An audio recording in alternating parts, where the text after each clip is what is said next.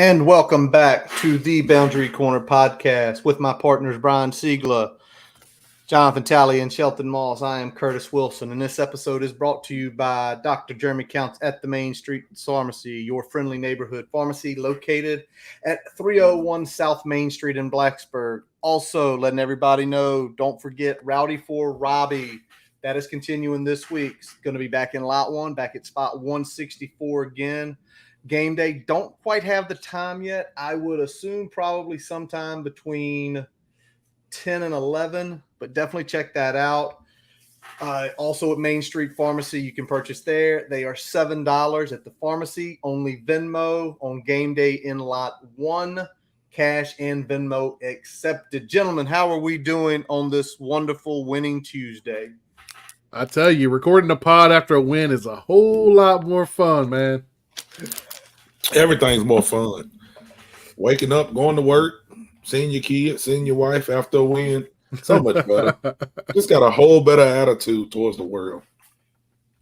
Yeah, it feels good to watch a competent football team, that's for sure. It does feel good to watch a competent football team, and that was a good thing on Saturday night as the Hokies win 36-17 over ODU. We've got a lot to talk about. We are going to unlock that game in a new segment this year to the podcast.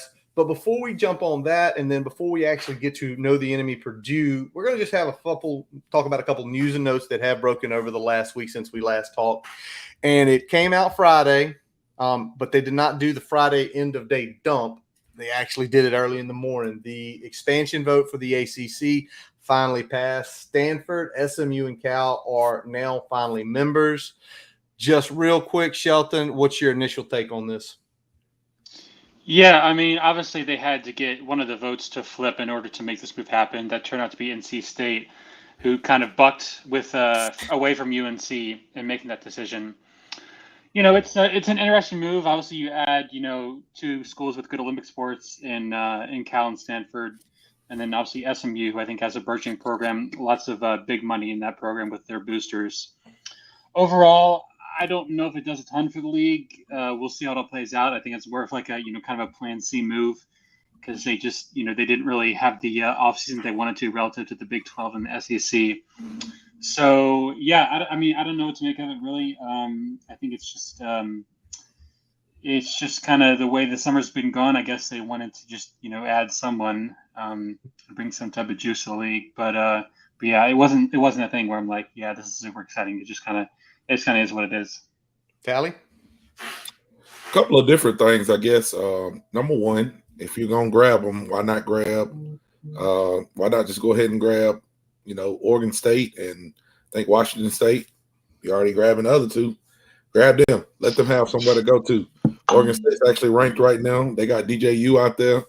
Hey, we need all the eyes we can on the ACC right now, if that's what we're gonna do.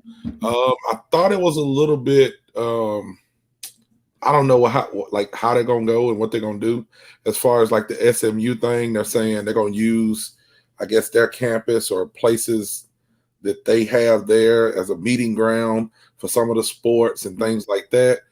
I guess that makes sense why they would bring them in, but still kind of, don't know much about what we're doing. But hey, it looks like they're not getting paid for a while. So if we can just make money off them being here for a little bit, shoot, let's do it. Why not?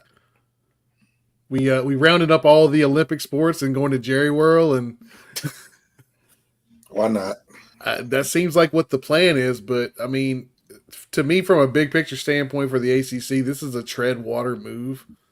This is we had to do something, and like Sheldon said, this was a number C on the choices there. We talked about it a lot. Like, this is probably 2 years late on making a move for expansion. They probably should have circled the wagons when Texas and Oklahoma jumped ships. They should have started having some conversations then. They waited, then you lose USC and UCLA to the big, and then you still didn't make a move after that. So this is what happens when you drag your feet. You end up kind of getting the scraps, if you will. They're pretty solid scraps in terms of what they bring to the table for sports that aren't football, especially looking at the West Coast teams. But all this does is really kind of bring us back even with the Big 12 in terms of financials. And I don't think that's a long-term sustainable goal because you're going to lose probably 1 to 3 of the bigger name schools in your conference at some point in the next 10 years, right? So it's just a tread water move to me. We'll see if they can make some other moves between now and then, but it like I said, looks like it's something that's not really going to come to fruition. It's just going to keep the ACC alive after some of these big dogs kind of leave the conference at some point in the next 10 years. Yeah, that was the bigger pieces is right now, including Notre Dame, they're at 18 teams. And if keep hearing there's 5 or 6 teams that want to leave. If it's effectively kept above 12, ESPN can't terminate the contract. So now they're at that position where they can't terminate the contract. Tally, you mentioned they ain't getting paid for a long time. SMU is getting nothing for 7+ years. Nothing. Just happy to be here. They just happy to be here. But as we know, if you ain't ever seen Pony XS, that's a lunatic bunch down there. I am sure their boosters are going to be stroking some massive freaking checks. If you ain't seen Pony XS, probably one of the best 30 for 30s ever made. Go check that out. Definitely top 5. Definitely top 5. Way up there. Also, Stanford I might Cal. watch that again tonight. Go watch that again tonight. Well, you got work to do, so I mean, why not? No matter. I got to do something. Stanford and Cal taking significantly reduced payouts. I think they're only taking 30% up front again. So the money effectively is going into the current conference there. There's talk about how many times you're going to go cross country and things like that. The ACC is picking up, obviously, slam slot games. Why the ESPN wanted to make the move. But this is such a reactionary move. Because if you take a look at all the programs that were left out there, especially once Oklahoma and Texas decided to leave, you could have got a potential cream of the crop in the middle of the country and then some solid West Coast teams. Instead, they stuck around, nose in the air. No, we don't need to do that. And the next thing you know, Conference Out West died. The ACC is likely next on the chopping block. Wouldn't shock me. Brian, you say 10 years. Somebody's just going to take a risk and try to get out of the GOR. Somebody's just going to take that risk. Watch. And as somebody stated a couple times, state of Florida is crazy enough. They might be able to go to court and get it completely dissolved. All right, let's talk about this. Some breaking news that we had heard for a while there. It's Nick Gallo's out for the year, which sucks. Mm-hmm. I hate that for him. Yeah, 6th-year senior. So, Brian, I'll lead back to you on this. That leaves Benji Gosnell, Daquan Wright, and HSG as your tight ends. What do you think? They're going to miss the leadership in that room for sure. That's the biggest thing that I think is going to be hurt here. I think from just an overall talent perspective, the 2 guys behind him are very good, very reliable from that standpoint. But it's something to be said for a guy that's seen it all, was in the system last year, took the majority of the snaps last year. You can't really replace that type of experience, especially when the other 2 guys, one didn't get a single snap last year because of injury, and the other was in a reduced role as a true freshman and playing mostly kind of a joker type role in the offense. So that's something that we're going to have to look at, but sucks for him, man. I mean, that's a big blow. And, he came back to try to have a better year this year, and unfortunately doesn't get to really be a part of it as we move forward. But, we got Gosnell, looked really good in the game against ODU. We saw Wright, he had a couple drops, also came back, made a couple plays in the passing game. So, I mean, we got some ability there. I think from a blocking perspective, Benji showed out pretty good, kind of in the same ballpark with Gallo and from that perspective. So we'll see if he can kind of continue to hone that skill, but definitely a big blow from a leadership perspective. Yeah, definitely. You don't never want to, discount somebody being hurt in the time they put into the program. So, definitely prayers going out to Nick Gallo. I think he's a captain this year, so I'm sure he'll still be around the team, still, be able to provide that leadership, even though he's not on the field. But I will say with the guys that we do have in now, although we're young, but we're young in a lot of places. Seems like we say that a lot. The tight ends that we have are kind of a different mold than him. If you go back and look through like Virginia Tech history of tight ends, Gallo reminded me of like a Ryan Mallett.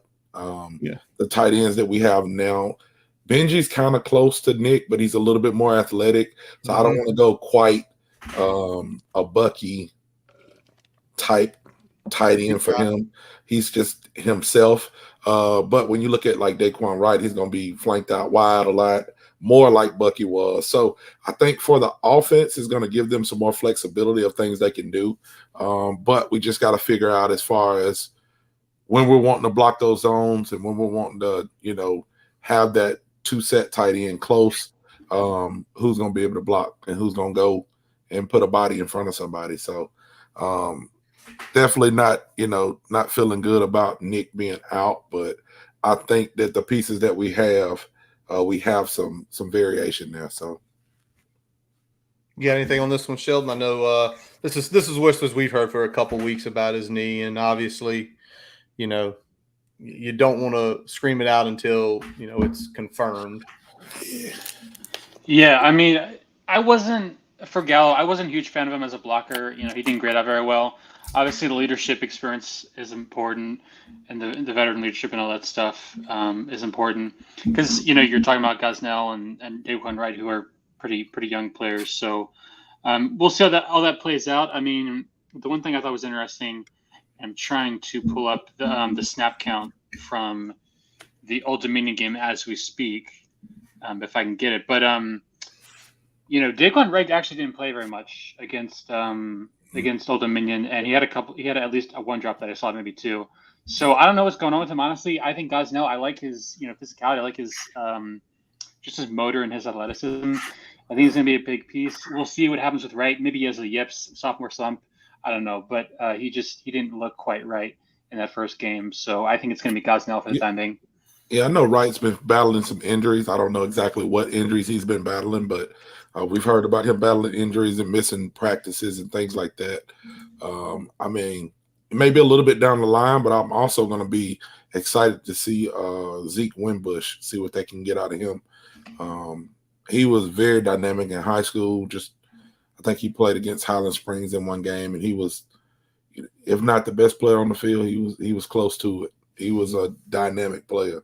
There was a lot of good players on that field. So I'd like to see what he does at tight end. Maybe about a year away. He may get a little bit of time this year, but I'd like to see what he's got.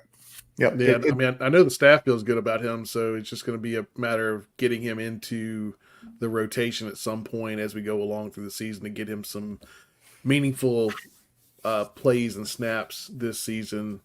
Hopefully maybe to maintain that red shirt and carry that on to the next year and have him kind of take a next step.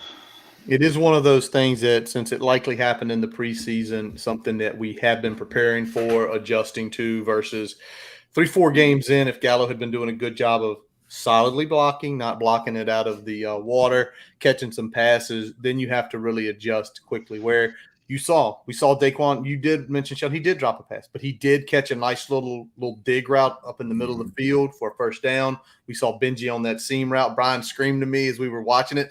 It's the play from the spring game right there, up the seam, which was awesome to see.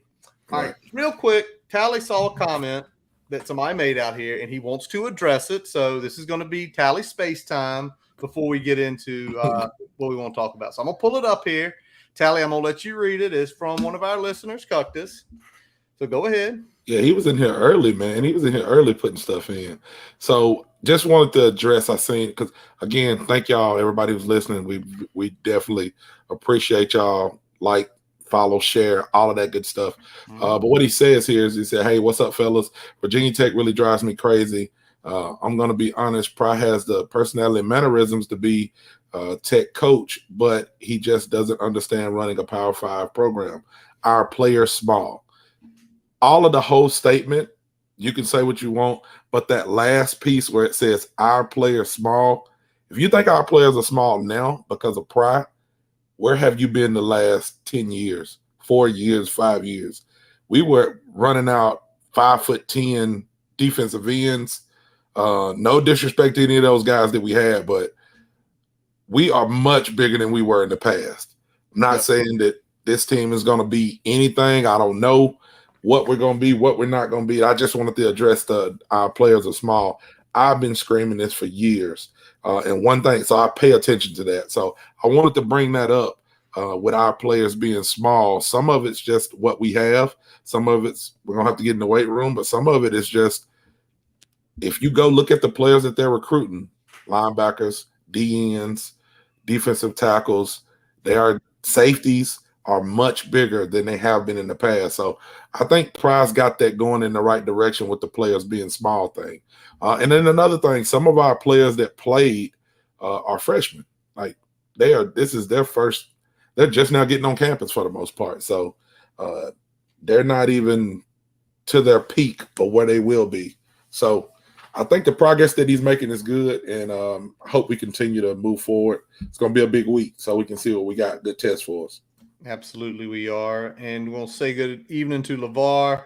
Says good night, good evening. And, yep, it is a work in progress, and it has to be given some time because you can't expect a coach to come right in and what he's given immediately make 6-foot guys turn into 6'3" guys and 220-pound guys to be 260-pound guys. It doesn't happen overnight, so I definitely get that. All right, so told y'all we got a new segment, and we're going to be doing this after every game. And it's something our buddy Coach Robbie Compton and his team sits down and does every Monday. And what we call it is Tell the Truth Tuesday. So tell the truth. And what we're going to be looking for, we're going to be talking about what went well in the game, what went bad, what is something that we did not prepare for? And I'm going to just put that on two things. We as fans didn't prepare to see it, and where we feel like our coaching staff didn't prepare to see it. And then finally, what can we do better moving forward? So we're going to do this every Tuesday. And by all means, if you've got something that went well as we're talking about it, bad, not prepared for, or what we got to do better moving forward, put it in the chat. We'd love to hear from you. But let's start with what went well. And me and Brian sitting on the couch, sipping some whiskey on Saturday night. We actually had an identity on offense, y'all. Say what you want to say. We had an identity on offense. And the first thing I'll say I noticed was, is that the same Tyler Bowen in the booth? Because those play calls did not look the same as last year. What do y'all think? I mean, yeah, it's a lot more zone heavy in the running game, but from a passing game perspective, we weren't as hesitant to throw over the middle of the field, intermediate routes. There was, a little more RPO mixed in there than what we saw last year. So it's kind of what we expected, what we've talked about a lot, but it's nice to see some of that play out actually in a live game and not just hypothetically and not just in a scrimmage that you've watched or a spring game. So good seeing the offense kind of take those steps forward, and, looks like we can sling it around a little bit. So those playmakers are helping. Yeah, definitely glad that Alec Jennings, man, golly. I mean, he's just explosive, man. Besides being on the field, if you watch like the post-game stuff, like if you've seen how many of his family he had there, that's why you recruit people to come to. That's why you want Virginia players to be at Virginia Tech. Like, I don't know how many tickets his crazy family on had. the SEC network after the game. He had like 40 people up there. Yeah, man, and it's like, if they can fill a section by themselves, man, it's going to be easy to sell the games out. But talking about play calling, like you said, we did have an identity. No matter if we liked the identity or not, if you was watching the game, there was an identity there. I wish they would have got away from it sometimes myself, because we were missing stuff, or, we just didn't find the holes, didn't find the open receiver if he was there, different things like that. But besides that, I mean, we seen two quarterbacks play. May not have been as much or as little as some people like, but they talked about it, and we seen both quarterbacks get in the game. So I was very, enthused by what I see. When it's going on, you're sitting on pins and needles, but at the end of the game, 36-17 game, I said 14 points, we win by 19. I'll take it. I will take it all day and tomorrow. We covered. Sheldon, what about you, man? What do you feel about the play calling? And I'm sure there's other things that you always talk about you saw more of. Yeah, I thought the passing concepts were fantastic. I mean, they got the ball in space out to the perimeter. They got Wells on some rollouts where Tech's playmakers could make plays. I thought the route combos were good. I love that you mentioned that that fake screen pass that seam right up the middle with Gosnell was fantastic. And they used those screen passes earlier in the game to set up a play like that. So when you talk about situational play calling, you want to use plays to set up plays later in the game. And they did that. I thought they had good route combos. They ran option routes that attacked the leverage of the defensive backs, like that first touchdown pass to Jennings, where I think he ran a corner route to the back corner of the end zone. Yeah. And I thought it was really good. I mean, the passing team was good. Like you said, they went over the middle, which Bowen's predecessor certainly did not do any of. I thought it was really good overall. Yeah. Any. And it was multiple concepts. You call crossers, you saw some drags, you saw again that right dig to the middle of the field. That is very awkward to see a tight end get up the seam and then just stop, come back. Grant Wells almost took the umpire's head off. Yeah, Y'all didn't see, like that dude. By the way, quick reaction time for that umpire to get out of the way. Yeah, he did. But something else I want to say, and there's a couple comments in here. We'll throw them up in just a second about what went well. Give Grant Wells due. He was not perfect. And when he came out, he was jacked to the sky. Somebody helped that boy calm down in the first quarter of a game because he had the crazy eyes, man. He had the crazy eyes, and he was just missing. And I go back and look, if he's not as amped, Tuden's probably a touchdown. We probably get another first down. The game might have been really more indicative of how it looked. But Tally, give your man some props. Because Tally everybody knows, man, I'm very critical of any quarterback, but definitely Grant Wells because I've watched him. But when I just said no turnovers, man, I said no unforced turnovers, and he didn't have any. None. He protected the ball. The line protected him. I don't think they had a sack. As bad as people talked about our line is, and we didn't do this, and we didn't give up a sack. Well, ODU wasn't good. I don't fucking care if we play in the school of the blind. If they ain't the quarterback, then that's good. It had no sacks. He had no no turnovers. Had no interceptions. Hey, I'm good. And like I said, it's a victory because last year was not a victory, and we had 4 interceptions. So that's progress to me. I'll take it.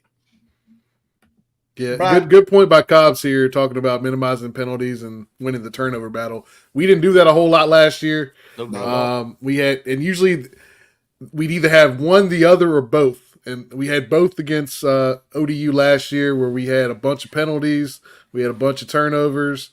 Completely flipped the script on that this year. So excited to see that.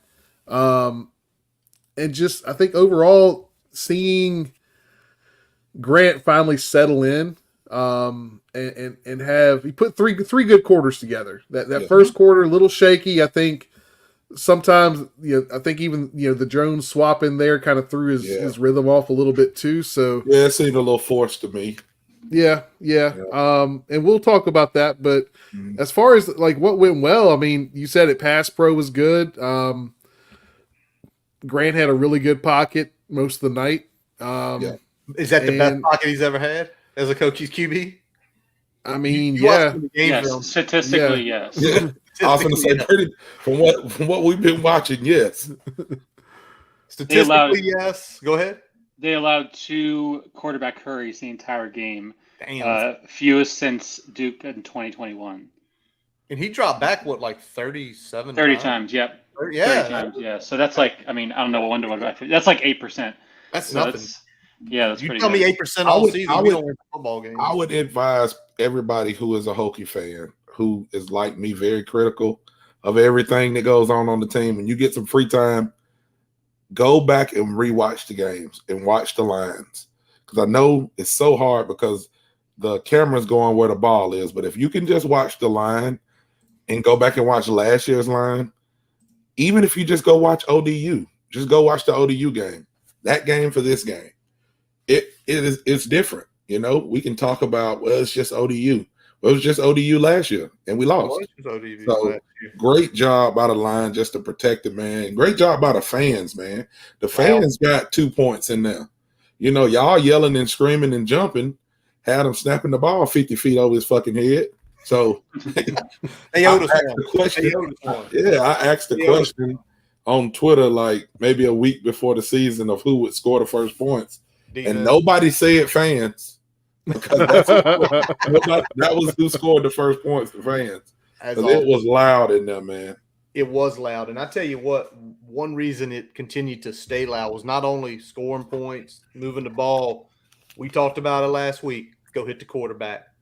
Brian, we put pressure on them all night. And Sheldon, I'll let you start pulling the data up. But Brian, just watching just the line all night push.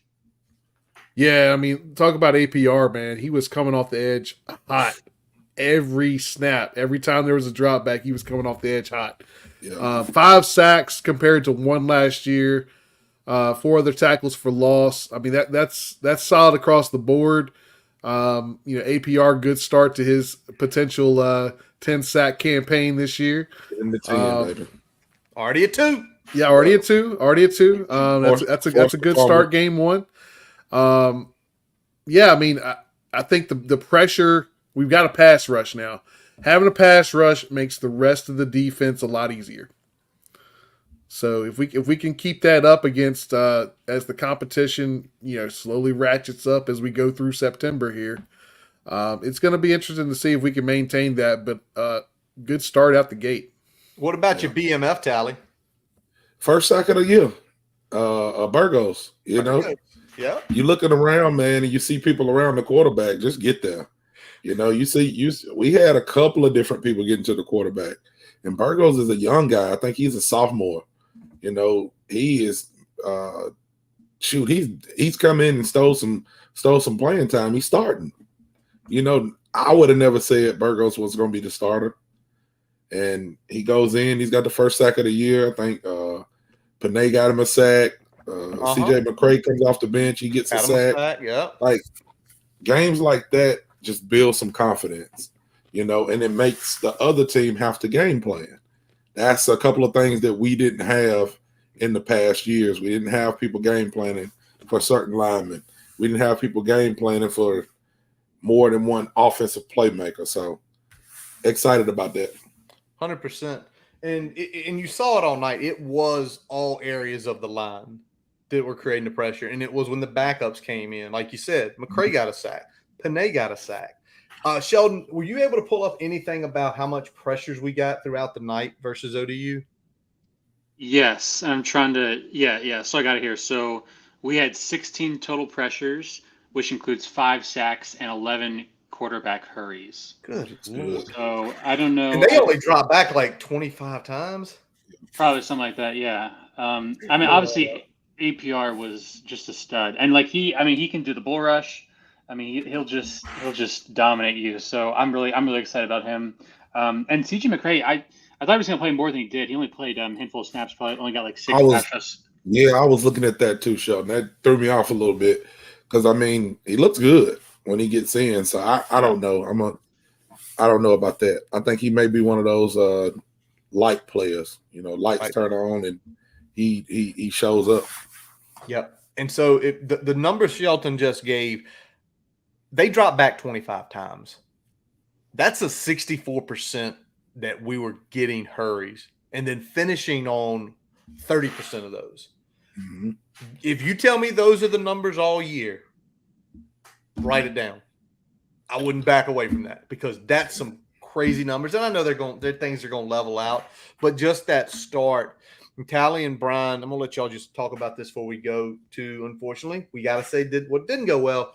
How much confidence do y'all think now those young players have and those guys who didn't experience, wins last year? First time we scored 30 points since, it's been well over 2 years. If you got on Twitter, people was pissed. We was all pissed. Everybody was on there. Oh, he should have scored more. Oh, we look horrible. Oh, such and such is better. Every game is related to Virginia Tech in Hokie Twitter's eyes. I understand. we got to take a breath, man. If we get a win, if we get a loss, I'm going to be on that edge with you. But if we get a win and we win by 1 point, Three scores. We won by 3 scores. I got to slow myself down, man, because I go back, and y'all are going to get tired of me saying it, but this is what I think. You lose by a lot, then you lose by a little. You win by a little, then you win by a lot. If this is the year that we're winning by a little and we start off with a 19-point win, I'll take it. I will take it. Yeah. I'm right there with you. I think this is a good start for the confidence of this young team, which, I mean, they are young in a lot of places that matter. Offensive line, linebacker, secondary. We're young in a lot of places, but we've got talent to go with that this year, whereas last year it was mostly just a lot of youth and 6-year guys that didn't see the field a ton those previous 5 years. So it's good to kind of flip that around a little bit and get some confidence early, because I feel like we can kind of carry that momentum here into Purdue, get home again the very next week. If you can start stacking a couple there together, that'll give you some confidence as you head on the road back-to-back weeks against Rutgers and Marshall, and hopefully carry through September and have a good September and finish. Been a long time. It'd be nice to finish 4-1 we had a good or 5-0 in September, but I don't want to get ahead of myself. Let's look at Purdue first, but carrying that confidence into Purdue is important. Yes, it is. Now, let's just be real. Not everything was sunshine and roses Saturday night. We know it, and we'll talk about it. And this is where we go to Tell the Truth Tuesday, what went bad. And I think, and we've already hit on this a little bit. That first quarter was kind of shaky, getting the cobwebs off and getting the rust off. I think what was more important, though, is what happened in the second quarter. They did shake it off. So it was bad. You started slow. I don't think we can start slow in the next 3 weeks, especially in the next 3 weeks. We cannot have the slow start like that, or we will be playing from behind.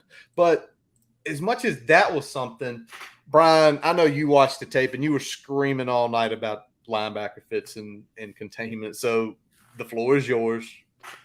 Yeah, backside contain was not very good. We ended up letting quarterbacks sneak out, get leaky in the backfield. We had a couple runs that were cutbacks. One in particular was cut all the way across the field, all the way across the whole damn field. They were trying to set up a double pass. Next thing you know, they still got the first down on the other side of the field. You got to make sure when you're pursuing that you're pursuing with contained leverage, because eventually that's going to come and bite you in the ass.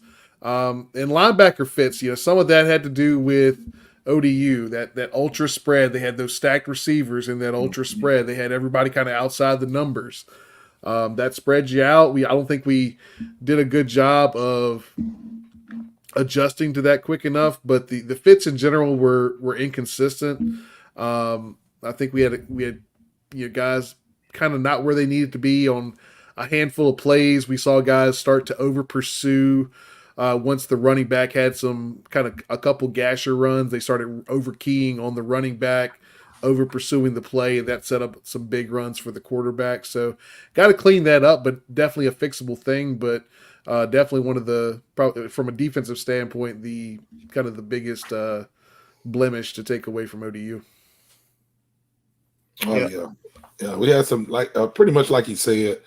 Brian's talking about the linebacker fits and things like that. It's even on some of those plays where we got pressure on the quarterback, he escaped and made a run out of it, and may have got a first down or got 7-8 yards. We got to do a better job of when we're fitting those holes, keeping that outside arm free so we can be in those running lanes to try to slow them down or rip the ball out or something. And I think a lot of new people at new places are just gonna have to learn that on the fly. It sucks that's what football is, but we gotta do a better job of when we do get pressure, and pressure's all around that quarterback. We definitely don't need him to burst out of there and get 10 yards. So fitting and containing and things like that, we got to do a much better job at, because that wasn't good. Sheldon, hit us up real quick. What were the linebackers? Do you have the linebackers' grades up there? I do, yes. Basically, just to give you the skinny, Lawson was pretty bad. Keller was pretty bad. Trying to look around here. For guys who got at least a handful of steps, Tisdale was okay, but he was not great on in the run fits. So yeah, that's kind of what it was. And then McCray was a little bit better, but he didn't play very much. And then Will Johnson, they had him a little bit better, which I thought was surprising because I thought he made a couple poor fits there as well. So yeah, and especially with the run defense, it was not great. So, but that's kind of what we saw last year too. Like these guys are still growing, so you figure at some point, hopefully they can kind of stop making those mental mistakes. Yep, and I think a big part of it now that you say that is now all those guys, because that really was the first time that those guys were working together as a unit, right? It's on tape. Yeah, it's on tape. You can sit down. I do have a feeling Coach Pry is going to be going into that room quite a few times this week, have some conversations with people about what's been going on. A couple other things we definitely talked about, not being the best. And again, what are some defensive coaching adjustments? It felt like, especially on those runs, it took us about 3 quarters to finally decide, okay, we're going to adjust to this. Now, when we made the adjustment, them moving the ball was over pretty much for the remainder of the game. Yeah. But Brian, this is Chris Moss' first time. What do you think? Do you think this was just trying to go to the well one too many times, or was it trying to get enough data to decide, okay, we've got to adjust now?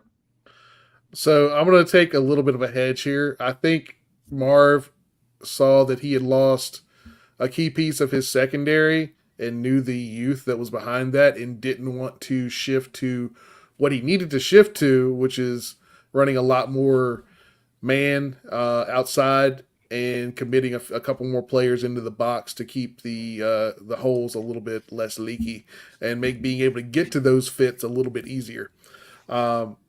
But I think he was a little bit of hesitant going to that. Like I said, you had Stroman out. Once he was out on that into the first half, maybe he was a little bit hesitant of going to that on a consistent basis. That's when they had some success in the running game there. So once he finally made the adjustment and the clock was kind of against them and they had to go in more passing, I mean, we can just shut it down after that. So if you can get there a little bit quicker, that'd be nice. And like I said, I don't know if the reason is because of those issues with targeting or if it had something else to do with just not wanting to lean on the younger guys as quick. And some of it too was I think Pry hit on it in the halftime presser, halftime little interview or whatever that he had when he talked about that we were sending pressure, and when you're sending pressure, you're leaving some part of the field open, whether it's for them to run a draw or them to run a pop pass or something. And he was like, hey, I mean, we sending a lot of pressure. I'm gonna have to talk to him about holding up a little bit. So I think that's Marv just trying to make something happen. And great job of getting pressure to the quarterback when we got it. But every now and then we need somebody to stay there and spy. We need to, drop back in coverage and things like that. So he's young and he's learning. So I think, like you said, he's probably popping his head in that room a lot this week, especially with who we're playing and what's coming up that we'll talk about. Yep. And I'm going to hit the Gray Cat up here because he mentions they are inexperienced, and it did show.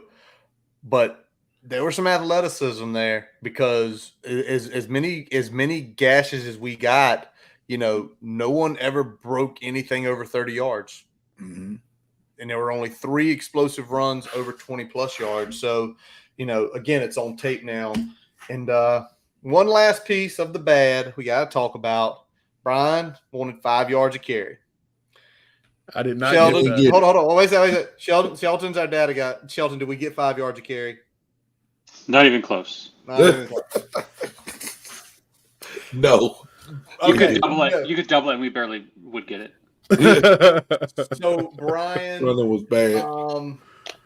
Just tell me what you saw, and I know. Are we going to do the tape now, or is this going to be later? We can do the tape. Got a few clips here, and Brian's going to do some explanation because, Brian, were we getting shoved back in our laps? For the most part, no. Okay. I mean, we were at least getting some stalemates, some decent push, I would say, on the front there. The problem was we weren't getting to the second level worth a damn. And we'll talk about that a little bit, but against that 3-man front, that odd front, especially if it's a stacked front, that can be problematic. So, we can look at a couple here. We'll say thank you to Shelton for getting these pulled for us so we can take a look.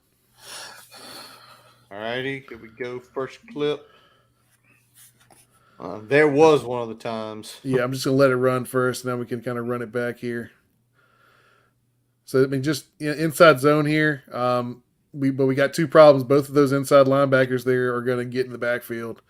You got Benji up there, up at the top with Parker. A little slow getting hip to hip here. Means Parker's a little late coming off. You got a linebacker in the backfield, getting a little hit on the running back. But let's move inside a little bit more. We got Schick and we got Caden Moore at the right guard and center. Bob Schick does not do a good job of trying to take over this nose here. He didn't use his eyes looking at that backer. Comes off a little too quick. That backer's up in there on the play side A, and he's trying to come over the top. He should have pushed Caden off here. Caden should have been picking up that backer there. So both those backers kind of get a free run at the running back here, make a little tackle for loss.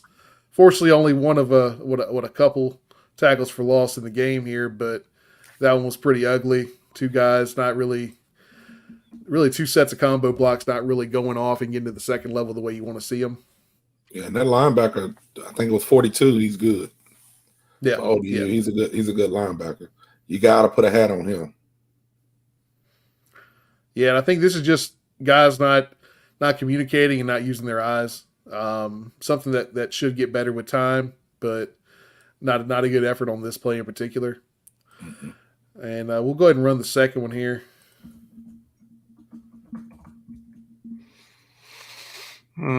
Somebody would have just got that guy.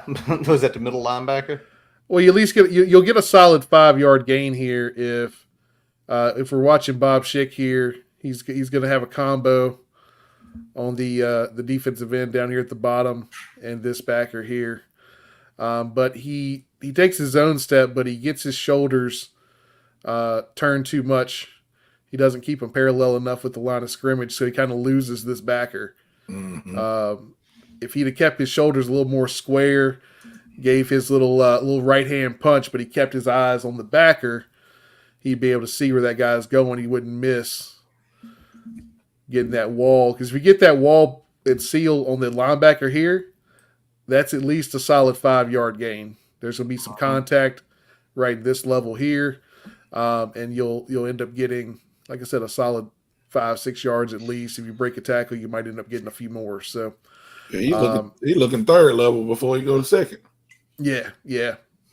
And I mean, I get it. He clears here. He doesn't see anybody. He's finding the next guy to hit. That's what you're supposed to do. But he lost the linebacker that should have been the guy he's sealing off. Good deal. Thanks, Siegler, for breaking that tape down. Hopefully, some of those things can get corrected before for this Saturday. Excuse me. We'll get into that in just a few seconds. I'm hoping Bob Schick is not a weekly punching bag. All right, I'm hoping the quarterback pull a couple of those too if he sees that they in there. There you go. All right. So the third thing we're going to always talk is what happened that we were not prepared for. And we wrote just 2 things down on this. I think the first, and Brian's already mentioned it, was the RPO middle rushes from that stack ultra spread. I don't think anybody saw that happening. No. Honest to God, don't. If somebody had that outlined out there, please send us the article where somebody said it out loud. I don't think anybody saw Nobody watched enough Fordham tape, apparently. I don't know. Yeah, but I don't think they did that often at Fordham, though. Nah, they didn't. They didn't. And then the other one would be the linebacker combinations because, Sheldon, you just mentioned it there a few minutes ago. Will Johnson actually had a significant amount of snaps. And then just kind of looking at it, it wasn't always like Mike Will. Because there is at one point in time, it was him and Lawson on the field at the same time. Which one of those 2 things were more surprising or y'all didn't expect, Shelton, of those 2? I'll defer to Brian here because I think he would have better insight on this. Yeah, I mean, I think to me, it would be the linebacker combinations. I think you expected probably a new wrinkle from ODU. I mean, they're playing an in-state rival, technically a level up in terms of Power 5 versus G5. You knew they're going to pull out something to mess with us schematically because they probably can't match up talent for talent at this point, especially on the defensive side of the ball. So you kind of expected some sort of wrinkle there. I think the linebacker combinations were interesting just because we saw Will in the 2 deep. We didn't know, there was talk of McDonald being in the 2 deep. There's a lot of different combinations, but Will being up there was kind of surprising when we looked at the depth chart for week 1 and him getting that much run. And especially with the combinations, like you said, with Lawson out there with him sometimes. We had Keller and Tisdale on the field at some time. So they mix and match a lot. There wasn't necessarily a defined Mike and Will in terms of that 2 deep. They definitely rotated guys kind of across the board there in a more interchangeable fashion than I think we anticipated. So it'll be interesting to see if that's something that carries over, if that's just something they were playing around with against ODU as they kind of feel out what they want their final rotation to be. Tally, what about you? I just didn't think the quarterback was going to rush for more yards than he passed for, or close to it. I mean, touche. Breaking out and getting these runs, and some of them design runs, so that RPO was a little bit unexpected. All right. As much as the seeing the different people at linebacker was a little, I don't want to say alarming, but I just didn't know it was going to happen. I definitely didn't expect, their quarterback to be on the run as much as he was and make plays. But thank the Lord that we made enough plays, because I don't know what we've been practicing, but everybody was raking at the ball. So when we got a chance, we was getting that ball out of there. Yes, we did. 2 forced fumbles, 1 interception, and they were putting the head on the ball for those 2 fumbles, which is great to see. But again, 3 forced fumbles. Huh? 3 forced fumbles. We got on 2. Oh, okay. 3 forced fumbles. Well, 4 if you count the bad snap, because that's considered a forced fumble in the. There you go. We'll take that one too. We'll take that one too. All right, real quick, y'all. Last piece we do is what can we do better moving forward. We're going to be kind of short and sweet with these. Me, straight up, Grant Wells has to keep the ball on RPOs. Yeah. Tally pointed it out a couple times. If he keeps a couple RPOs, and again, we don't expect 20 yards. We don't expect 15 yards. Get 3, get 4. Make them be accountable for you. Brian, what do you got? I'm going to go with the offensive line here. Got to get to the second level. Got to be able to maintain those combos. Keep your eyes where they need to be, and communicate across the board, because I think that's something that was missing a little bit. There was a couple times where guys should have pushed a guy off and didn't. A couple times where they were trying to get to the second level too quick or not at all. So there's just got to be better communication and better consistency in those combo blocks. Tally? Quicker coaching adjustments. That first quarter, we was all in hell, purgatory, whatever you want to call it. And then the second quarter, as soon as it starts, Lane catches a touchdown pass, and everybody breathes a little bit. What was that play? We were waiting on that. Let's get that a little bit earlier. That's all I'm going to say for now. 100%. And Shelton? Yeah, so I would say offensive line communication in conjunction with play selection. Bashal Tutin forced 10 missed tackles against ODU. He had less than 3 yards per carry. That's not acceptable. He is doing everything he can to try to break that first level, and he can't do it. In conjunction with that, I also think the play selection was a little bit odd. Virginia Tech was very run heavy on first down, but if you look at the numbers, they had 20 first down runs. Only 3 of them were successful, so that's like 15%. I would prefer to see us pass the ball more on first down, because I just don't think running is going to get the job done. All righty.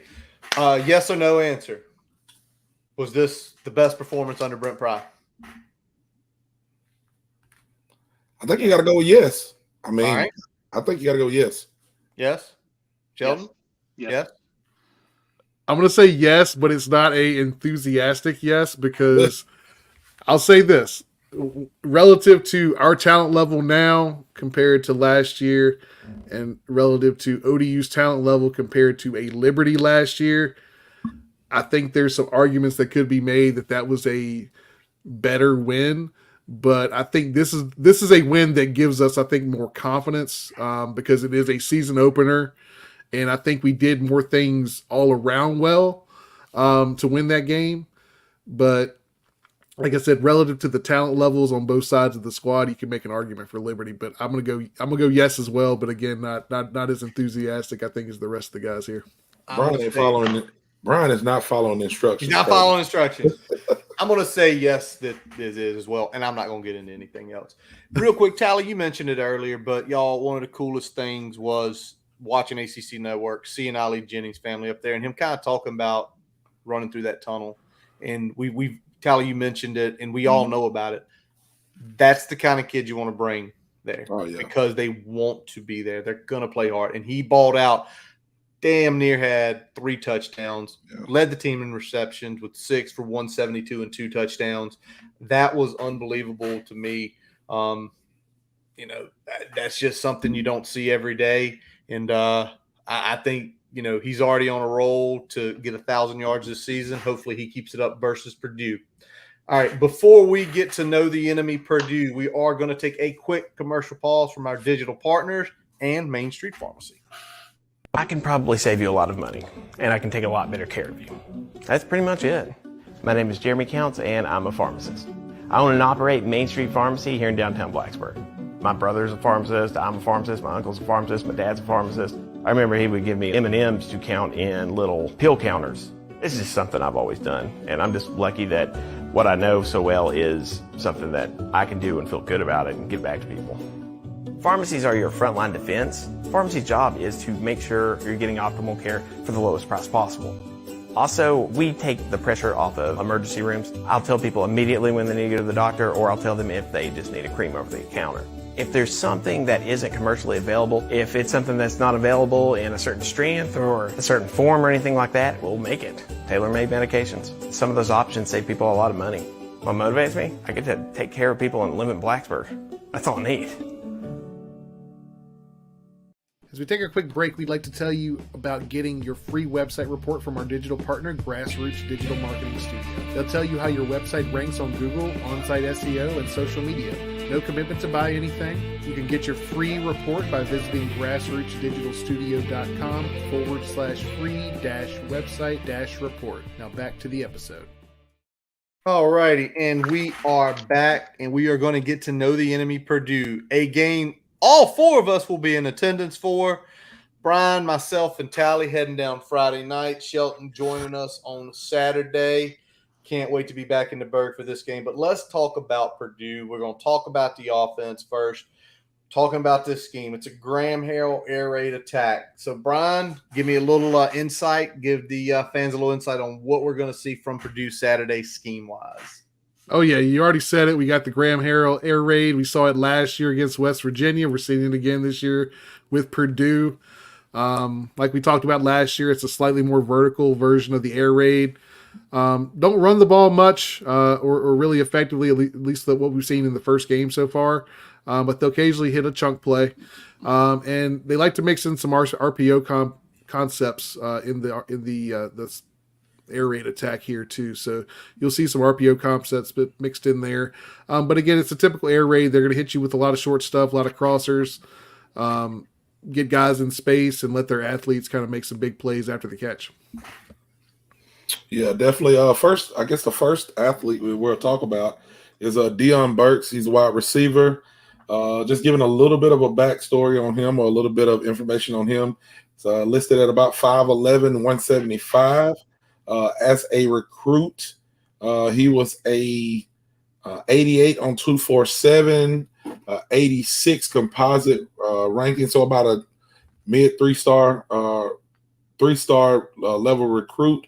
Last week, he had 4 receptions for 152 yards.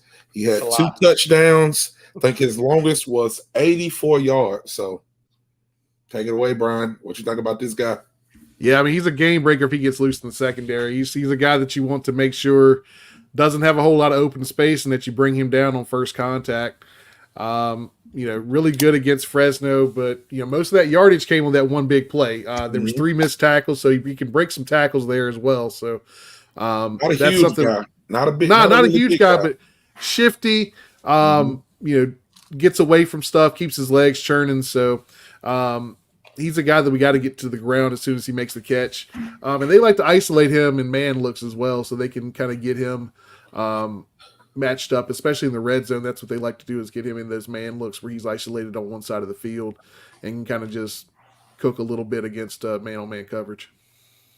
Sheldon, you got anything on him? Yes, he had 6 forced missed tackles against Fresno State, which for a guy with only 4 receptions in the year is pretty insane.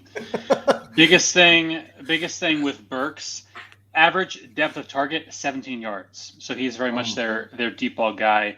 He's going to be running a lot of deep routes, so I have to make sure you're playing some tight man coverage. Yep, Tally, you mentioned the 84. His second longest was a 44-yarder. Yeah. So he did a lot of damage in 2 plays there. Right. And delivering him that damage was Hudson Card. And Hudson Card, the Texas transfer, 6'3", 210, out of Austin, Texas, transferred over. This guy was a pretty high prospect when he came out just a few years ago. Class of 2020, he was a top 60 player, the number 2 dual threat quarterback in the country. 97 composite, 95 on 247, and just kind of taking a look at his track record, at Texas, he played in 12 games where, he played in 12 games last year at Texas where he threw just under 1,000 yards, 6 touchdowns, 1 TD. Against Fresno, solid game, 17 for 30, 254 and 2 touchdowns. Brian, what are we seeing from Hudson Card here?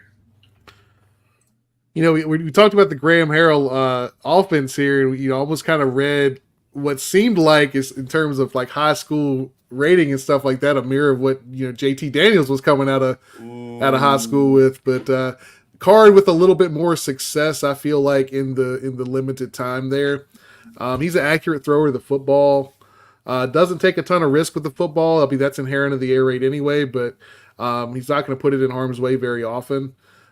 He will use his legs if given a lane, but he's not generally looking to take off. He's looking to kind of get those 3-steppers, get the guys in space, and then get a good matchup with Deion Burks down the field when he wants to take a shot. But like most quarterbacks, he can get rattled when pressured consistently, especially if it's coming up in his face there.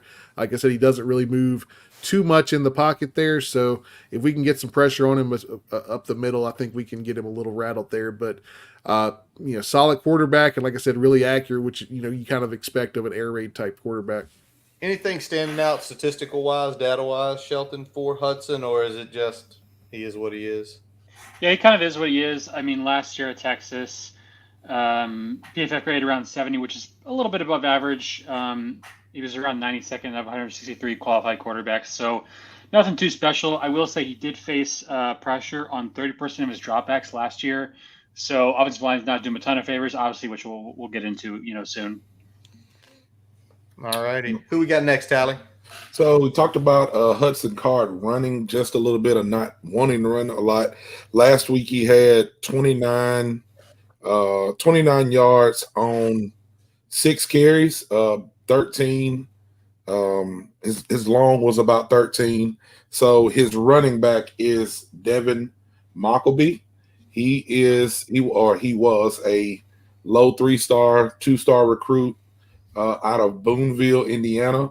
He's about 6 foot tall, 200 pounds. His only offer out of high school was Navy, and he walked on at Purdue. Now he is starting at running back. I think he is a sophomore. Last week, he had 16 carries for 60 yards. His long was 20 yards. He had 1 touchdown. So that is going to be Hudson Card's guy that he's going to be wanting to hand the ball to run. Yeah, and I mean, you said he's a sophomore, redshirt sophomore, former walk-on. Had a good year last year, 900 yards. Didn't start the year as a starter. Had an injury, got pushed into duty, and held up really well. Obviously struggled out the gate a little bit in this new system. They had a week and banged up offensive line. So, that kind of is what it is. That could carry over this week. We'll see. They had we'll talk about the offensive line, but they had a center that was kind of rotating in and out and all this. So they struggled. He had that one good play, that one good chunk play of 20 yards. Didn't really hit on a whole lot after that. But he's a guy that at 6 foot 200, he's a hard guy to bring down. Got to make sure you're wrapping. And he can break off some chunk plays, but he's not a home run hitter. He's not going to hit those like big long ones like a Banakanda or anybody like that. So I'll never call that name on this podcast. Yeah, we're not going to see that, but he still is the guy that can get to the second level and kind of make a couple guys miss and things like that. But he's not going to be a home run threat. Yeah, that's kind of what I saw too in my statistical analysis. Looking at the numbers here, he doesn't force a ton of missed tackles, but the thing I did notice, he's a big pass catching running back. Last year he had 274 yards as a receiver. So, got to be aware of that. Maybe some swing passes, depending on, kind of how they do it. But definitely a big threat in the pass catching game. All right. We'll definitely take note of that. He caught 3 passes last week, too. 3 passes for 16 yards. Again, that's a little check down, but again, you have to think back. You have to think about him, right? You're 16. That's not a great number, but you look what he did last year. It's clearly proven success that he can be a positive gainer in that part of the offense. So, getting Jenkins in the flats and Nasir Peoples and the safeties and stuff have to be accounted for in that. Because to be honest, taking a look at their offensive line, Shelton was dropping grades on me a little while ago, and their best offensive lineman, which was Marcus Mbow, spelled M-B-O-W. If I'm pronouncing that wrong, somebody tell me. A 6'5", 305 offensive lineman out of Milwaukee, Wisconsin, in Watusa East High School.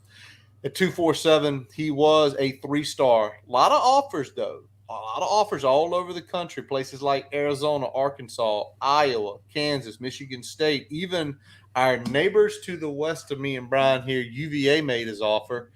And he roughly was about an 86, one of the top 10 players in Wisconsin. And he graded out, let me go look at it here. Shelton dropped this just a few minutes ago to me at a 70.5 as their right tackle. That was about all they had to write home about when it came to the offensive line. Because when you broke their stuff down, not only as we were watching it here, but as you watched a little extra tape, not great, Bob. Yeah, I mean, they struggled to establish the run against Fresno. They really couldn't get anything going. Like we said, Maccabee hit that one chunk play. I think there was one other good run by their other running back that got them in the end zone one time. But after that, there wasn't really a whole lot to write home about in the running game. They didn't give up any sacks, but they had a ton of pressures. Made it really hard for Carr to truly settle in and cook against that Fresno State defense. Definitely the biggest weakness on the team. And they played multiple centers, like I was alluding to earlier, against Fresno. I think they had 3 centers play in that game. So that's something to keep an eye on, because rotating 3 centers is not an ideal scenario to have. No, not at all. Not at all. But to be honest, let's talk about Fresno just a second here. Fresno did return 8 of their 11 starters on the defensive side of the ball. Now, what they were missing, and I think this has jumped out to me as I was doing the research, they were missing their leading sack creator last year, who got drafted by Pittsburgh. So to me, I hear that, yes, you return a lot of starters, but when a primary edge guy is gone and they're still causing that much havoc, still being able to stop that offense in some way, there is definitely some holes within the Graham Harrell air raid offense. All right, we're going to flip over to the defensive side of the ball and get to know you. Brian, let's talk about Ryan Walters. Obviously at Illinois, he had that defense humming for a couple years. What are we taking a look at with Mr. Walters' defense? Yeah, you're looking at a base 3-4. They will go into a nickel package that's going to be the 3-3-5 stack, like we saw a little bit of against ODU. But their base is going to be a 3-4. We talked about it already. Odd fronts are going to be harder to run inside zone against, so we're going to get a little bit more of that this week. Hopefully we can make some adjustments and handle that a little bit better. And they will occasionally play with the alignment of their linebackers. So in particular, the guy we're about to talk about here in a little bit. Well, and that linebacker he is talking about is Kydrain Jenkins. He is the outside linebacker, 6'1", 260-pound, out of Louisville, Georgia, at Jefferson County High School. Kydrain was a low 3-star, 84, the 135th player in the state of Georgia back in the class of 2020. And believe it or not, his only Division I offer was Purdue. A lot of G5 offers. And to tell you the truth, kind of has already hit off the bat in his first 2 seasons. Playing, obviously, you can see that playing sparingly in 26 games in his first 2 seasons, 67 total tackles, 16 tackles for loss, 9 sacks, along with a couple pass deflections and a forced fumble. And he started off good against Fresno State last week, Brian. 6 total tackles, 1 sack, an additional tackle for loss. He is, I think, you'll put it in words here, I think he is probably their best defender. Yeah, he's a pretty elite pass rusher. He'll get after the quarterback really well. He's not overly impactful in space or in coverage. They don't deploy him in that very often. He is primarily a pass rushing edge defender. But he holds up well in backside containment in the run game, so he's not necessarily a weakness in the run game. He's just not great in space or in coverage. But his pass rush is solid across the board. They'll play with his alignment. They'll kind of send him inside, keep him on the edge, kind of mix and match him in there depending on whether they go with that stack in the nickel or whether they're running out of the 3-4 base. So he's going to be on the field and getting after the passer regardless. Anything on him, Shelton? Were you able to dig up? Yeah, which one we're talking about? We are talking about Kydrain Jenkins, the outside linebacker. Mr. Jenkins. No, I don't have anything on Jenkins. I will say, though, with regards to their linebacking core, their MLB OC brothers had a 40 grade from PFF last year, which was the 4th worst among all Power 5 linebackers. So when you look at the linebacking core as a whole, the defense as a whole, it was not great. They got some young players in there, some guys that turned to different programs where they didn't really excel. Obviously, as we talked about, it's a defense that's really work in progress. All righty. Who's our next one, Tally? We got Markevius. Markevius Brown is a cornerback out of high school. He came from IMG Academy. He was a composite 4-star that started his career at Ole Miss. He had offers from everywhere: Alabama, Arkansas, Auburn, FIU. Had over 20 offers coming out of high school. Went to Ole Miss and has transferred to Purdue now. He is a 5'11", 180-pound cornerback. Last week, he had, I think, 9 tackles. He was their second leading tackler. Let me make sure I'm telling you that right, Brian. I don't want to lie to you now. Don't lie to me, Tyler. Don't lie to him. He had 9 tackles last week. 1 tackle for loss behind another guy that we're going to talk about with Curtis here in just a little bit. But yes, seems to be a pretty good player. Brian, what you got on him? Yeah, he's their best man defender. And you talked about the offers. I believe we were one of those offers in there because I remember seeing this name a few years back on our list. So has good speed. Not afraid to be a little physical. You can see that by getting a pretty good tackle count in there. But he can get caught kind of watching the action in the backfield, watching the action that kind of is moving in front of him. So sometimes that can catch him a little bit on the island, let a man get behind him. But overall, good cornerback, but definitely the best pure cover guy that they have in the secondary. And I know Sheldon has something he wants to add here as well on the stat side. Yeah, so it was not good for him in coverage against Fresno. He was 8 for 12 when targeted for 84 yards and a touchdown. So that's kind of a small sample size for his career. He just hasn't really had as many targets as as a lot of other guys. But that's a pretty big red flag right there. Well, that does say a lot, but 8 for 12. I mean, you take a look at the data points though. Mikey Keene went 31 for 44. Mikey Keene's Fresno's quarterback. He lit them up for right over 350 yards, 4 touchdowns, and only 1 pick. So I do think that they have more than one hole in the secondary. And one of the guys we're going to talk about next, which is Dylan Thiemann, he was the leading tackler last week at this game. He had 10 total tackles and an interception. Thiemann, if we take a look just at his background, he was a 87 for 247. He was a class of 2023. So this guy is a true freshman out there at approximately 6 feet tall, 205 pound, out of Carmel, Indiana at Westfield High School. So we talk about Brown struggling. They got a true freshman playing free safety. Brian, what are you seeing from him? And I think Shelton just did it with the stats, and we're starting to hear this thing come about their back end. Yeah, I mean, this guy covers ground well. He does a good job of getting around and flying around, making plays when he's able to kind of sit back in coverage. He does not do a good job when he's in any sort of man responsibility or having to cover in the box.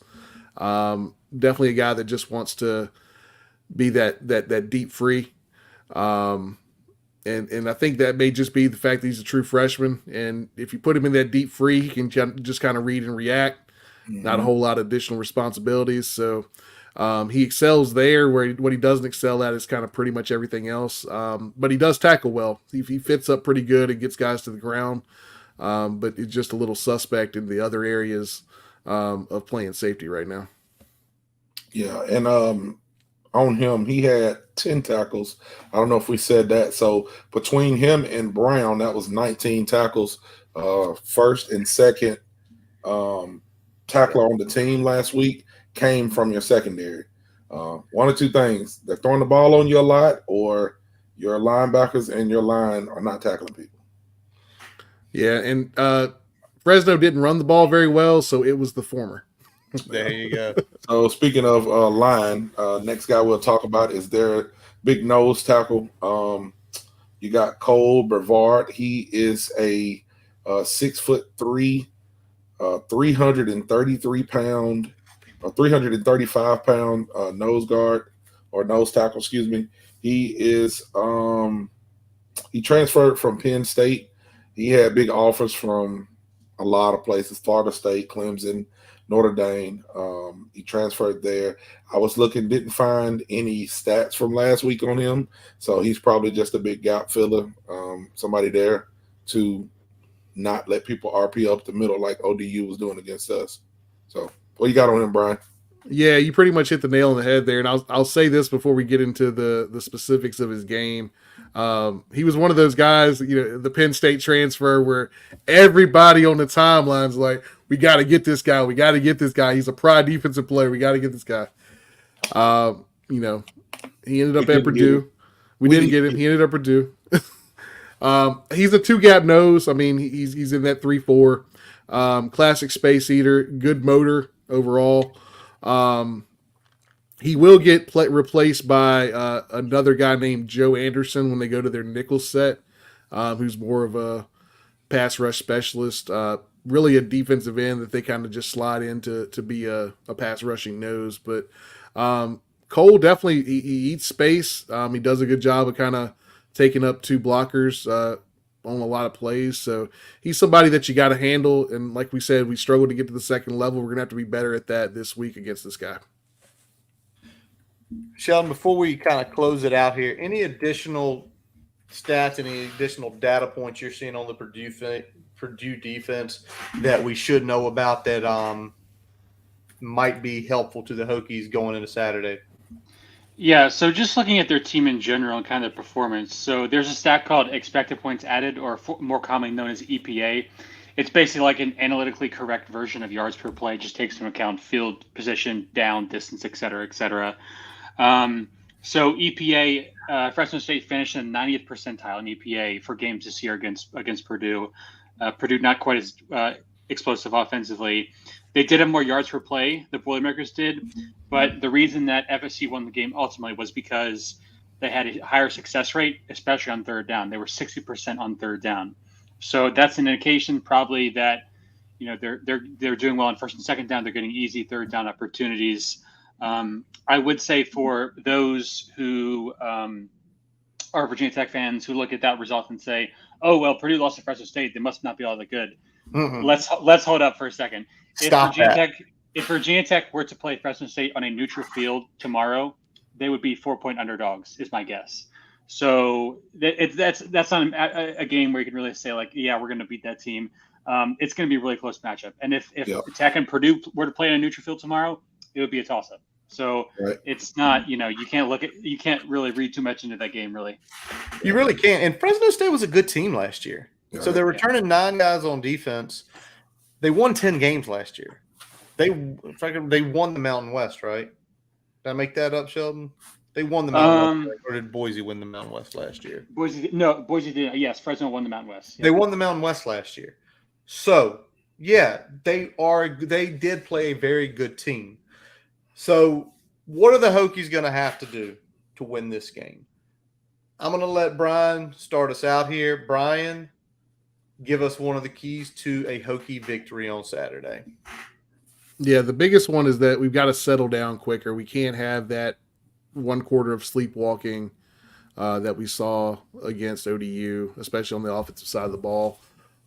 This needs to be more of a game like we saw with Boston College last year at home, where we kind of got out there early, made a couple plays on defense, made a couple good plays on offense, get a little bit of a lead, and then kind of put the pressure on them to have to play a little catch up. I think that's the recipe for success here. All right. Tally, what do you think? What's a Hokie key? Yeah, I'll say, usually I try to be a little bit more conservative, but I'm going to let your nuts hang, Let your nuts hang, Brett Pry. You have wide receivers that I don't think that they can guard. We need to pass to set up the run. Looks like we were running to set up the pass in this pass game. I think, hey, let it fly.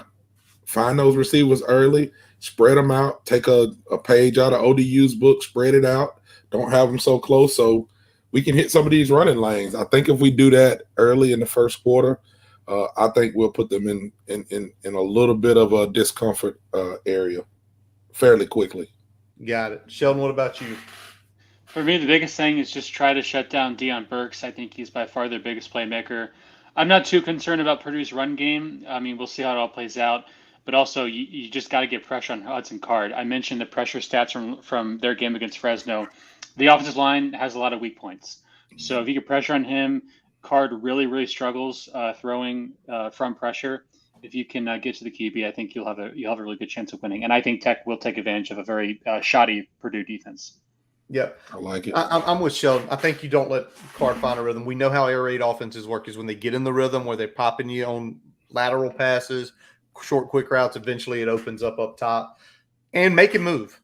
Make him move. Get him uncomfortable. APR and the crew, go out there, make him move. And you said you're not worried about their run game. Make it non-existent. Because an air raid team like this, if they get that little bit of run game going, go back to West Virginia last year. They got that run game going. It wore down us. And then they were able to start popping passes later in the game. So kind of a combination of a different number of things we are talking about for some Hokie keys. But now it is prediction time. Brian is really excited, everybody. He's been working on this all week. Bring up the big board. Not only the prediction for the Hokie game, but we also have our big screeners here. Sheldon, hey, y'all better read this week. Shit. Y'all better read. Listen and read. Listen and read. Tally never it's on the board this time, guys. It's very explicitly on the board. That's not big. This is that says against the spread. Against the spread. Do y'all understand how many emails in DMs that I got from people? So I could not believe, even after we won, people were still talking about. They were tagging you, man. I can't believe you're the guy that predicted us to lose. I was like, oh my god. Sheldon had people in his DMs over taking UVA to not lose by more than 28. Yeah, that was fun. And me and Brian went 4-2 last week. I did horrible. I'm scared to even pick. That's the fun of it. All right, Sheldon, you were not here last week, so you get to lead the Hokie Purdue predictions. What do you have? It's going to be a close, low-scoring ball game, in my opinion. I like both teams' defenses. more so, a little bit more skeptical of VC's offense. But I've got the Hokies winning 20-17. They will cover by the hair on their chins. That's just the way I feel. I think it's going to be a low-scoring grudge match, and I think Tech's going to come out on top. All righty. Low score 2017. Tally, what you got? I got the Hokies taking this game 35-24. I think didn't we go over 30 one time last year? Yep. Zero times. No, zero times. Zero times. Okay, 29 was the highest. the first two games of the season, we're going over 30, baby. 35-24, Hokie win. We all going to be there. Boundary Corner Podcast. As y'all can see, I don't have a hat on this week because I wanted my hair to breathe because I'm buying all new hats when I get to Blacksburg. So if you're watching this, y'all send me places that I can go find cool hats because I'm going to pick up about 5 to 10 new hats. He's getting one new one from me. And I already know about that one. Not wear, huh? I already know about that one. I'm gonna have that one on. I'm gonna have that one on next week. There we go. All right, my turn next, y'all. And I'm kind of with Tally. We're similar scores here. I think the Hokies are going to win this game, and I can see this being a 34-23 game. I think we punch it in just as much as we did last week. I think Pry pulls back on being aggressive inside the 15, kicks a couple extra field goals. And to just be honest, why am I looking at a team that scored 35 and saying they're going to score 24?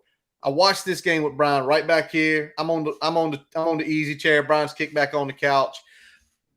Effectively, Purdue had 2 sustained drives to score touchdowns. They ran a kickoff return back. They had the 84-yard bomb Tally mentioned earlier. The other 44-yard play to Burks, guess what? That set up a 10-yard run. They had 2 sustained drives for touchdowns. That's why the Hokies and the defense get it right. Brian, are you as optimistic as we are? Yeah, I'm right on board there. I've got the Hokies pulling out a 1-score victory here. I think the offense is going to keep going. I think we're going to pivot a little bit, and as Tally mentioned, let the pass set up the run a little bit. Kind of start with the Ducks hanging out there and leaning on your strength a little bit. I think our defense does a good job of shutting down the run. I think we still do lets Burks get a little bit of action done, but they're not going to quite do what they did against Fresno. I think we're a little bit better in the secondary than they are. I got a final score here of 31-24 Hokies. 31-24 Hokies. So there we go. We're all picking the Hokies. We're all on the optimistic train after the ODU game. I hope it holds to fruition.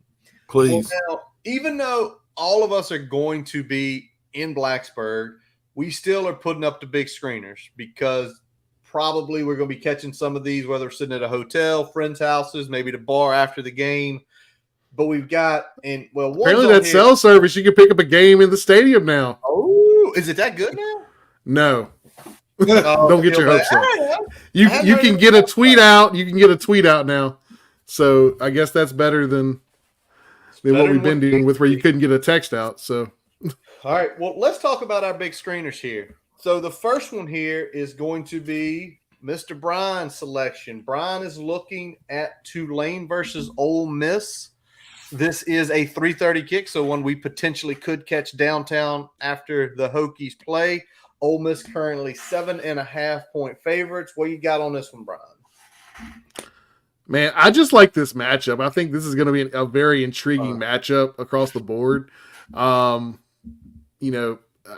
like Ole Miss, but I think Tulane is going to have just enough here to make this a really tight one, a little squeaker down the stretch.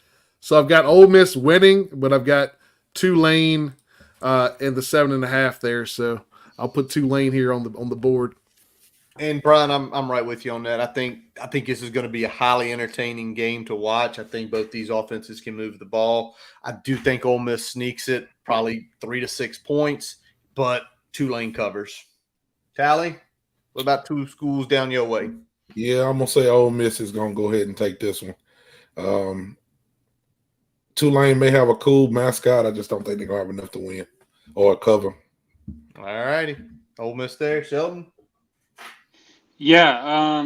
Look, Ole Miss put up 73 points against Mercer the other day. Now, I understand it's Mercer, FCS, blah, blah, blah. But I watch FCS football, so I feel somewhat qualified to say Mercer's a good team. They've got a good defense, and 73 points is 73 points. So give me Ole Miss. I'm taking the points.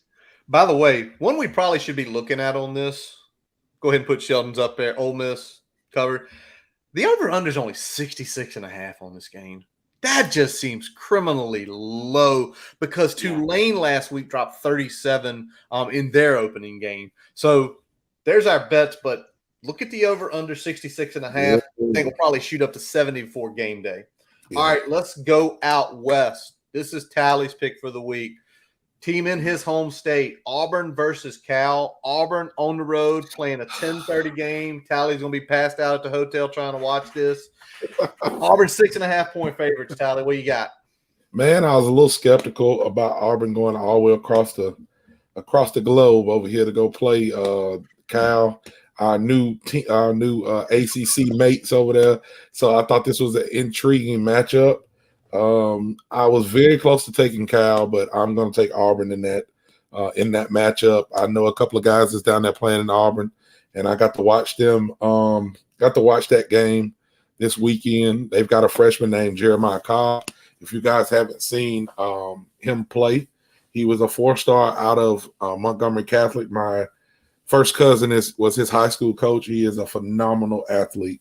I think he had maybe about 60 yards and a touchdown in this past weekend. So Jeremiah Cobb, y'all go check him out. Auburn, I think they're going to take this one.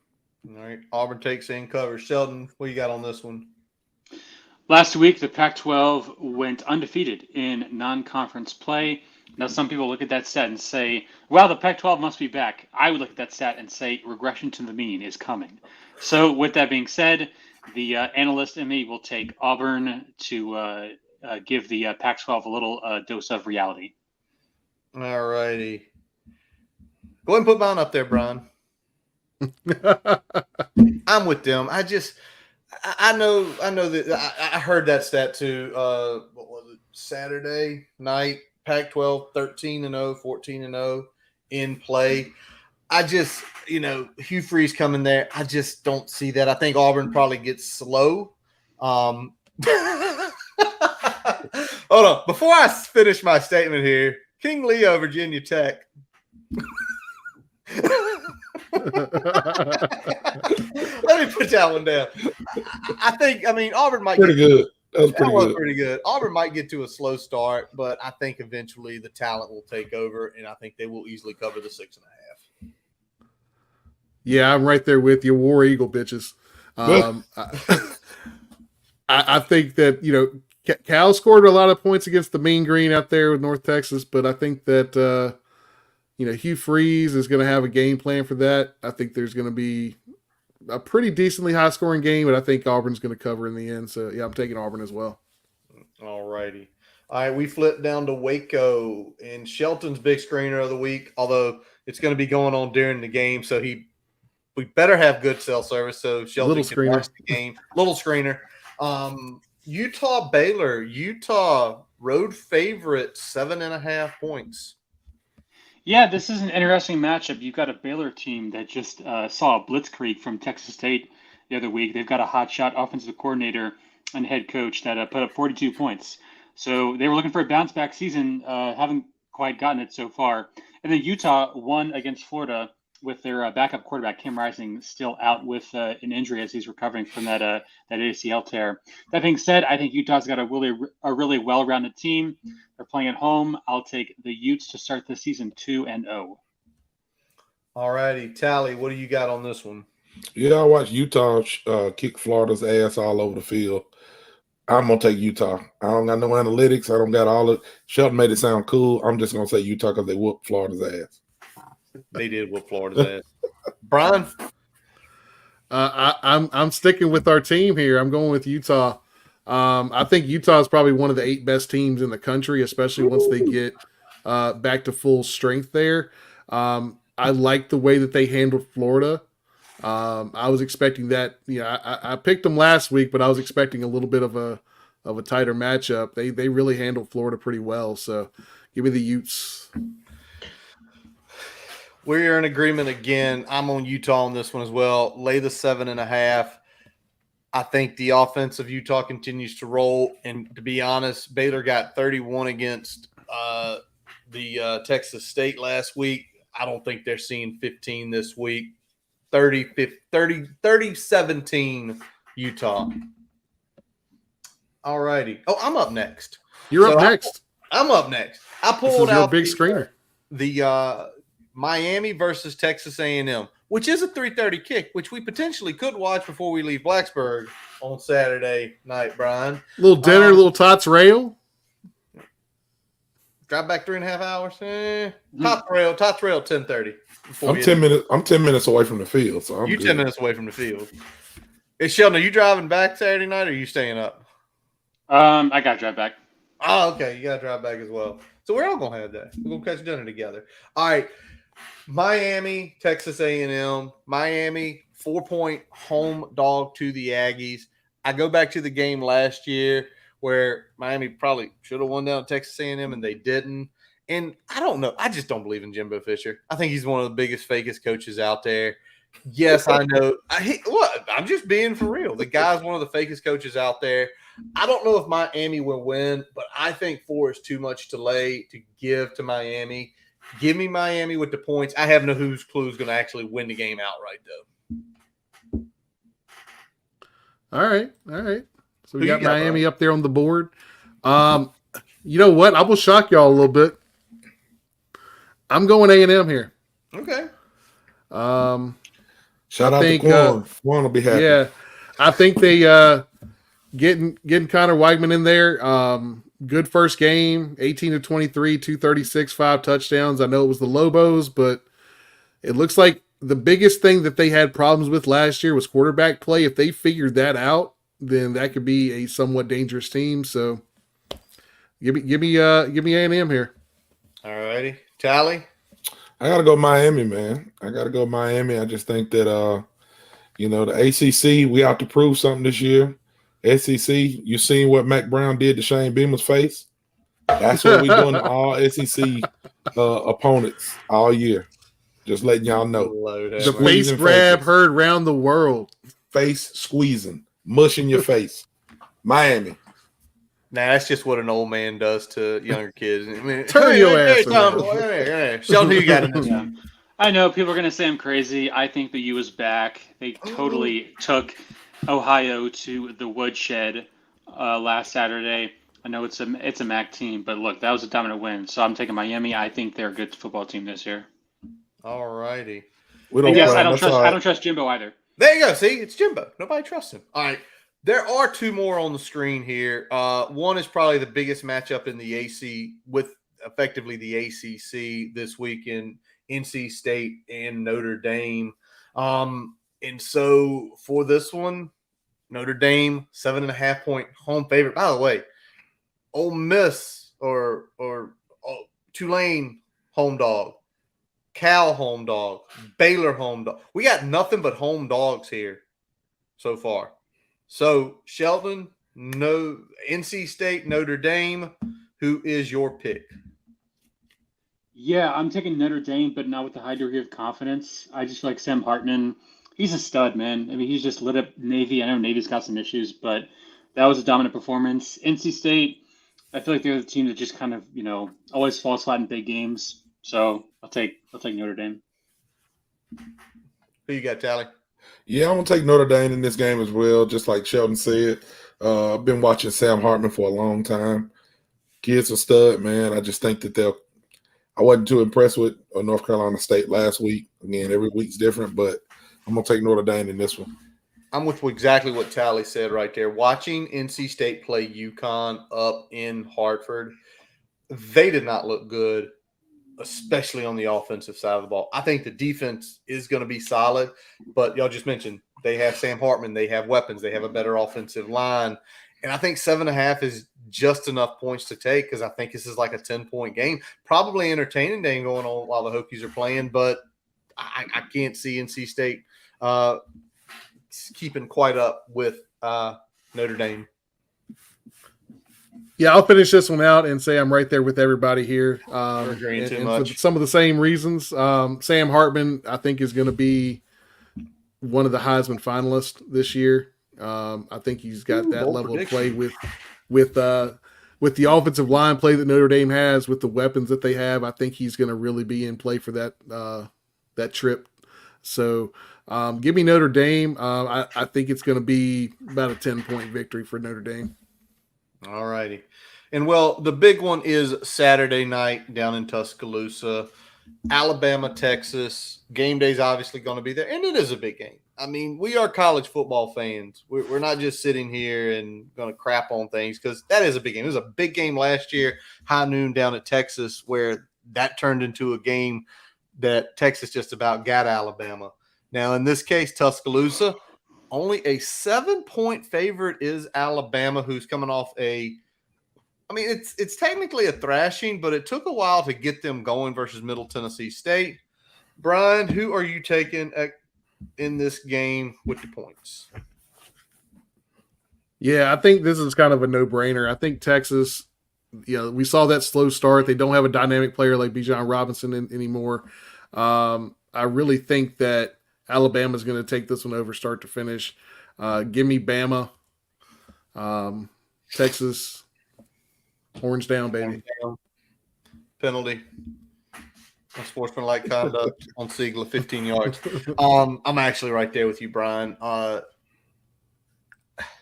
just don't trust Texas.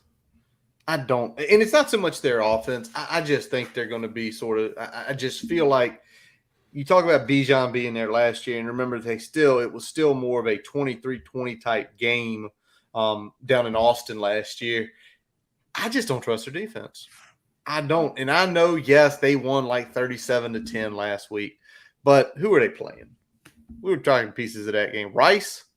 It was Rice, wasn't it? Rice. 18 Daniels, sixth year, who was supposed to be a great quarterback coming out, is at Rice right now, and they got throttled by Texas. Not a big start, but give me Bama. Give me the 7. I think it'll probably be an entertaining game, but I can't see Texas winning this one or covering. Tally? Yeah, I got Texas covering, actually, man. I don't know if they will actually win. Fuck it. I'm going to say Texas wins a close one. Alabama is a little bit, they're a little different this year. I know they've got some injuries on the back end that some of the fans have been talking about. I'm not sure of the names. If you go look them up, I'm sure you can find it. They got a couple of injuries there. They got a wide receiver that's been out that they're waiting on. I think he's got something going on with his hip. And Alabama they're always going to be a good team, but I don't think they had a star power that they usually have. They're breaking in a new quarterback, and he didn't have to do shit for real last week because they were playing Middle Tennessee State. I think just with Texas having athletes that can be on the field against them, it's going to be a little bit of a different look. So I'm gonna give it to Texas. I'm going to say Texas wins a close one. Texas wins a close one. Sheldon, close us out with our big screener here. Brian put tallies up.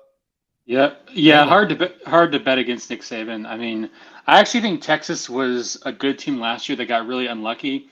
The Alabama game was a perfect example. Like, they had a few unlucky breaks. They were at home, though. They had the wind at their back and lost a close game. I just can't go against Nick Saban at home. I feel like this is the type of the game where, Alabama's up by 7 late in the third quarter, and then they end up winning by 24. That's just how I look at it. So I'll take Bama and the points. Taking Bama and the points. So Brian says the graphic he was working with froze up there. Still good. We're agreeing on a lot of things, boys. Has anything broken since we fired Twitter, or since we've been on here? Well, for me and Brian, Christian Wood is a Laker for 2 years. Who's Christian Wood? Hey. Christian Wood is a big man that played for the Mavericks, and he's going to be a good backup to bring in when we need AD to have a little rest. So all my Laker fans are pretty excited about getting him over there with the Lakers. We needed some youth. All right. Real quick, this is not on the rundown, but I just want to get y'all's just gut opinion. Most telling story of the college football weekend, Sheldon. You talking about this upcoming weekend? No, last weekend. Last weekend, just a lot of craziness. I mean, I think one thing I'd be interested to see is, like, do we have a truly elite team this year? Because Georgia, they didn't always look great against UT Martin. Right. That's true. Bama had some struggles. I just don't know if there's like a Megatron Death Slayer, 3000 like we had like Georgia last year, or Alabama in 2020, or Clemson in 2018. I don't think you have that truly elite, championship level team. We're gonna find out soon, but I think this could be a situation where there might be a little bit more parity at the top in 2023, but we'll see. Tally. So I'm gonna hit on a couple of things, but I'm gonna try to make it quick. Number one, I think we've seen the end of Clemson's dynasty or whatever they had going on. I don't think that they will be as elite as they have been in the past, partly because their coach doesn't like to use the transfer portal. And then also, I just think that with the transfer portal and how college football NIL is today, there's stuff more spread out. You're seeing some elite talent at other places. Case in point, I'm going to bring up Colorado. I mean, Jesus Christ. Everybody's eyes was glued to that game. I think some people will put a little bit more stock into it than they probably should. But for Deion to go out there and do what he did, I think they may have won one game last year to have that much hype. He's on every commercial that I've seen. His boys was playing super hard. They're ranked now. So just the first week of college football to see Clemson go down and Colorado to win in the fashion they did, man, college football is back. Siegler? The death of the New Spring Church Mafia. That's what's happening this year. That's what's happening this year. We are seeing the return of Clemsoning. We are seeing the return of a team that did not adapt with the times by pure hubris by Dabo Swinney. I think we're seeing that the chickens are coming home to roost a little bit. This is going to be a rough year for the Clemson Tigers overall. I'm not saying they're going to win like 5 or 6 games, but I mean, they could easily take 3 or 4 losses this year, easily. Please, I hope they do. All right. Y'all had all your fun with Clemson. I'm gonna look on a little bit different. Florida State is for real. They may not be I wrote it down here. Megatron Death Slayer 3000. Yes, that's a phrasing. That is the phrasing. Any dominant team we're going to refer to as that. But I think what they did in the second half to LSU says a lot. LSU is a good team. And this is where, Tally, you mentioned the SEC. I swear to God, I turn on Monday morning. Well, they didn't have their starting defensive tackle. You lost by 24 points. One starting defensive tackle ain't making up 24 points. It might be a 2-score game. It ain't going to make up 24 points. So shut your stinking mouths about that. I think FSU is back. I hope, man, we are rolling going into there in week 6. I really do. Just because, you always want to stack just up. Just make it look respectable, man. Again, I don't have it. I already said that's going to be a If it's only 24 points, then just make it look respectable. We played as good as the number 5 team in the country. Man, I want to win. Don't get me wrong. Stop. Don't get him going on preseason rankings. We'll be here for another 30 minutes, and Sheldon's got an early morning meeting. So, boys, that does wrap up this episode of the Boundary Corner podcast, brought to you by Main Street Pharmacy in Blacksburg. I'm Curtis Wilson. I'm Brian Siegler. Talibans. And I am Shelton Moss. Check our website out, boundarycornerbt.com. Listen to all of our episodes, newly launched merchandise shop, Boundary Corner Store, where my buddy Phil says we might have to make a Coach Price shirt because he's saying it a lot now. Complimentary football. We play complimentary football. He keeps mentioning it. So we might end up making a Brent Pry complimentary football shirt. As always, follow us Twitter, Facebook, Instagram. Subscribe to our YouTube channel. There are a lot of y'all out there watching it. We love you watching it. Subscribe to that channel. We also are on your favorite podcast sources, Spotify, Amazon, and Apple Podcasts. Subscribe to those as well to automatically get them in your feed. We let our buddy Jason Long play us in, play us out. Check him out, jasonlongmusic.com, where he will link up to all of his music on Apple, his YouTube account, his Facebook account. And actually, Jason is going to be hanging out with us on Friday. We are swinging by Roanoke, picking him up, heading down into Blacksburg. We will be out on the town Friday night. Shelton's going to roll into town on Saturday. Hopefully, Shelton, you're going to hang out, have a little dinner before you kick back. We'll all be hanging out in Blacksburg all weekend. We thank you all for listening, especially these last few months. You guys have really been out there crushing those numbers, helping us out. And as always, y'all, let's go. Hokies. Hokies.